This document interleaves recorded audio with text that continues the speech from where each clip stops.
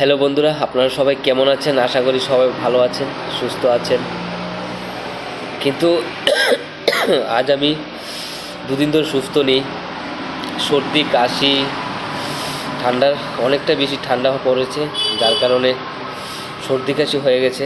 কাজের জায়গাতে পৌঁছাতে পৌঁছাতে সকালে এই কুয়াশার মধ্যে। তো আমি আপনাদেরকে একটা কথা বলতে চাইছিলাম। যখনই আমরা আমাদের যে কোনো কাজ নিয়ে হতাশ হয়ে পড়ি,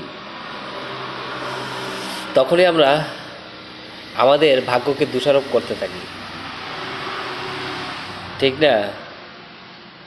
কিন্তু আমরা কখনো এটা বুঝতে চাই না যে কাজটার জন্য হয়তো আমাদের আরেকটু বেশি পরিশ্রম করার দরকার ছিল।